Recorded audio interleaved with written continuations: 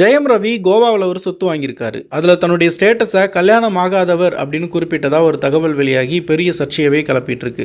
இது ஒரு பக்கம் இருக்க, ஆர்த்தி ரவி இப்போ போட்டிருக்க ஒரு உருக்கமான பதிவு தான் இணையதளத்தில் பயங்கர வைரலாக போயிட்டு இருக்கு. ஆர்த்தி ரவி ரொம்ப அமைதியாக, அதே சமயம் பலமான சில கேள்வியவும் அவங்க கேட்டிருக்காங்க. அதாவது என்ன கேட்டிருக்காங்க அப்படின்னா, அனுதாபத்திலையும் பாரபட்சமா, திடீர்னு ஒரு மனைவியோடைய மரியாதையை பற்றி எல்லாம் பேச ஆரம்பிச்சிருக்கீங்க.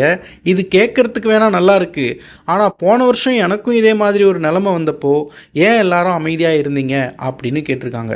கூடவே ஒரு பொண்ணுக்கு கிடைக்க வேண்டிய நியாயமும் அனுதாபமும் அவளுடைய புருஷன் எவ்வளோ பெரிய இடத்துல இருக்காரு அப்படின்றத பொறுத்து தான் கிடைக்குமா, இல்லை சரியான அரசியல் சூழல் வந்தால் அந்த பொண்ணுடைய குரல் கேட்குமா அப்படின்னும் ஆதங்கப்பட்டிருக்காங்க. சாதாரண இடத்துல இருக்கிற பொண்ணுங்களுடைய குரல் யாருக்குமே கேட்கறது இல்லை. ஒரு மனைவியுடைய மரியாதை அவள் புருஷன் எந்த நிலைமையில் இருக்கிறாருங்கிறத வச்சு மாறக்கூடாது அப்படின்னும் சொல்லியிருக்காங்க. ஆர்த்தி ரவி இவ்வளோ எமோஷ்னலாக பேசினதுக்கு பின்னாடி ஒரு காரணம் இருக்குது. அதாவது தளபதி விஜய் சங்கீதா விவாகரத்து விஷயத்தில் விஜய் ஒரு பெரிய ஸ்டார் அப்படின்றதுனால தான் சங்கீதாவுக்கு சோஷியல் மீடியாவில் பயங்கர சப்போர்ட் இருக்குது. ஆனால் நான் ஒரு வருஷத்துக்கு முன்னாடியே என் புருஷன் மேலே புகார் சொன்னப்போ எனக்கு யாரும் இவ்வளோ சப்போர்ட் பண்ணலை அப்படின்னு மறைமுகமாக அவங்க கேட்டிருக்காங்க. ஜெயம் ரவி ஏற்கனவே விவாகரத்து அறிவிச்சு அது கோர்ட்டில் இருக்குது.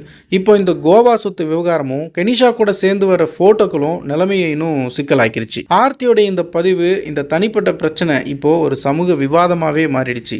இந்த விவகாரத்தில் ஜெயம் ரவி தரப்புலேருந்து அதிகாரப்பூர்வமாக என்ன பதில் வரும் அப்படின்னு பார்த்தா தான் தெரியும்.